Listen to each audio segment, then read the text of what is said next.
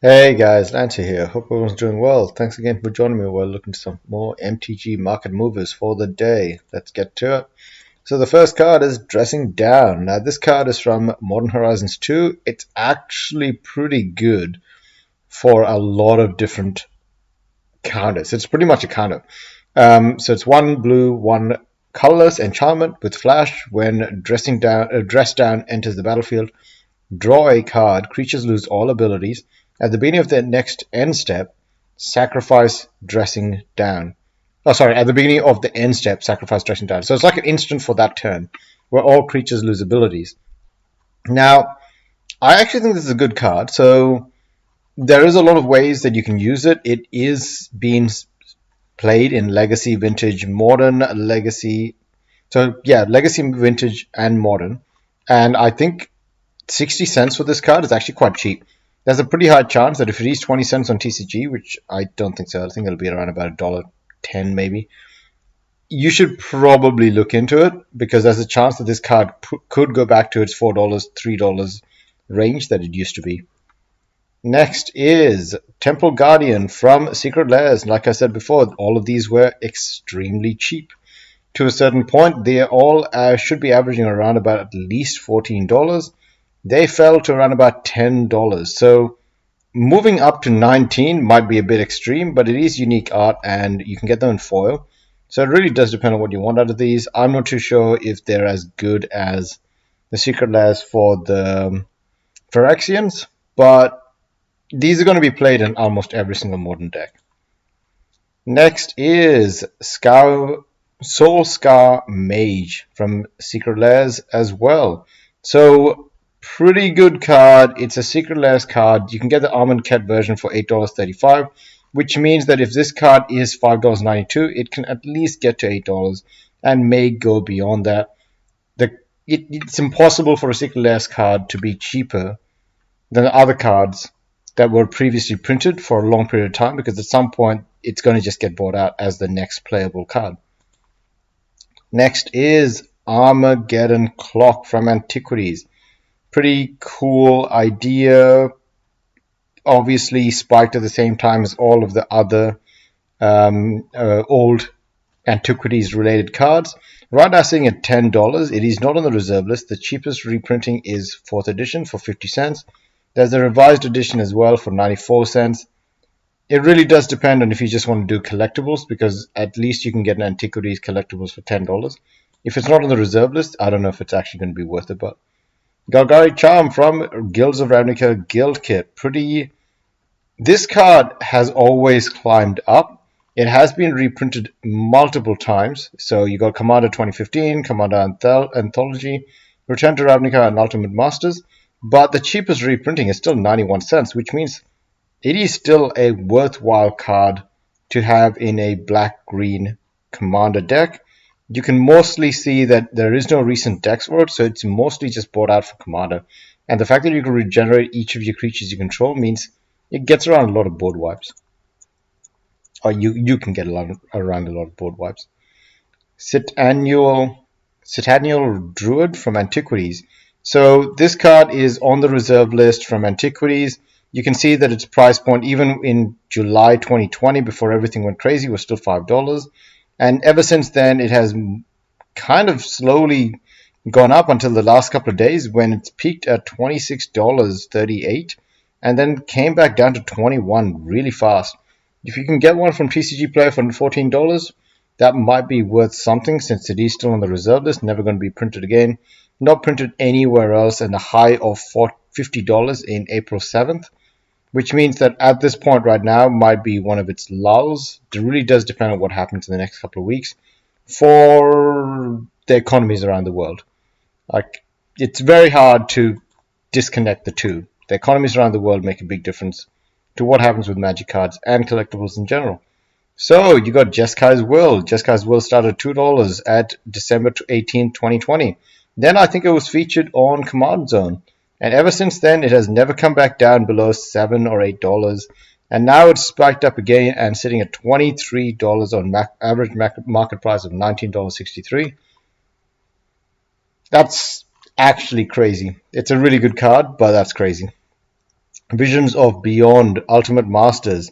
1 blue for an instant, draw a card. If a graveyard has 20 or more cards in it, draw 3 cards instead. Pretty cool in the mill deck. You can easily get the 20 cards. Especially in Commander where someone's always playing a graveyard deck, which means that they're just going to give you an instant 3 card draw. That's, yeah, really sounds actually amazing. You could have picked it up for $1 a while back, but now it's sitting at $9.21, and it had a huge spike up, sitting from July 14, 2021 at $6 to now at almost $10 by the looks of it. Yeah, $10. So we'll have to see how things go for this card. There has to be a point where it starts pulling back, but we'll see when that is. And you got the Secret Lairs for the Phyrexians. Now, this is actually really good Secret Lairs. There's a lot of value in it. You can get Urbrask the Hidden for $5.90. That probably is a good price for him, remembering that he has been reprinted at least twice before.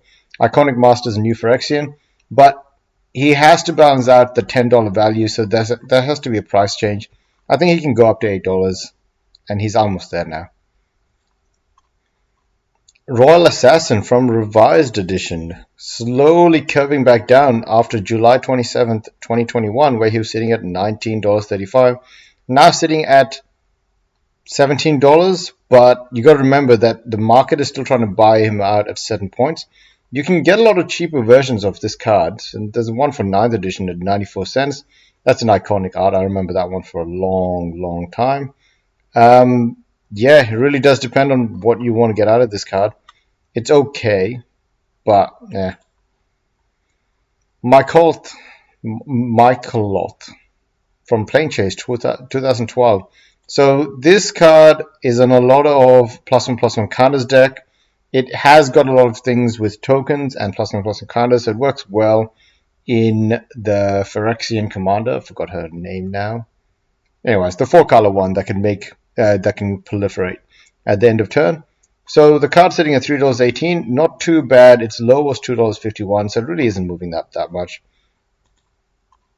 This Grenzo Havoc Razor from Conspiracy Take the Crown. This card has been moving up a lot in the last couple of days. You can see that the premium prices for this card went up to $30, moving from $16 to $30 in a very short amount of time. It probably isn't a good time to get into this card now. Hopefully you've already got a version or got a card. It's only ever been printed in this one Conspiracy set.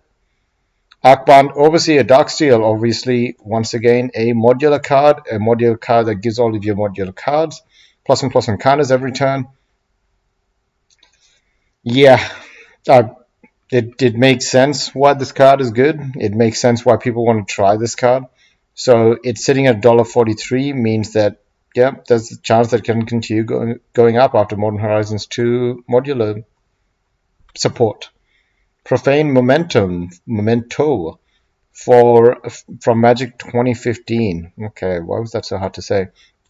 This card has actually gone crazy. Starting in from March 6th at 46 cents, now sitting at almost $3.11. So if you picked up a couple of these, maybe it's a good time to start selling. Whenever a creature card is put into an opponent's graveyard from anywhere, you gain 1 life. Oh, I don't know.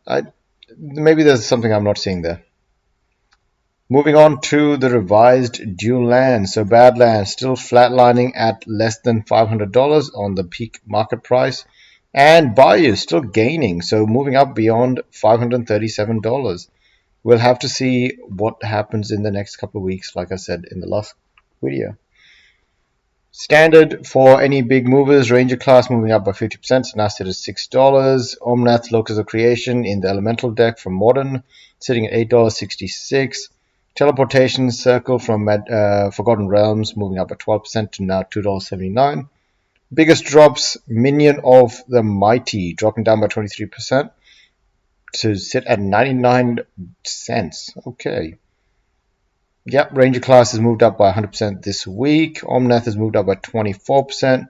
Halls of the Storm Giant moved up by 16%. Halvar, God of the Battle, moved up by 14%. Lord of Atlantis for Modern jumping up by 15% today.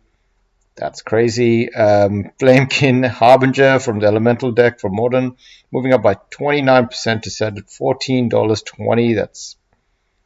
That's a very popular deck. Gonna have to watch out what happens to it. Primal Beyond dropping down by 10%. Nothing else really catches the eye.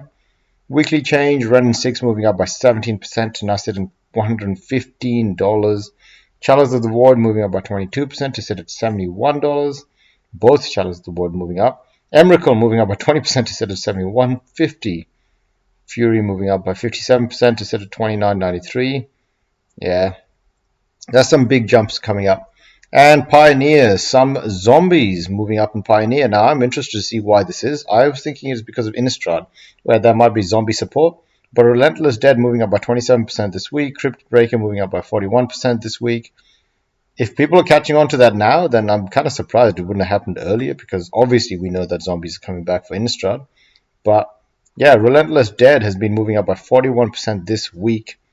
Crypt Breaker has moved up by 42% this week. So yeah, we'll have to see what happens when Innistrad gets released. Maybe there is already some spoilers out there. Anyways, guys, thanks again for watching. Have a good one and take care. See ya.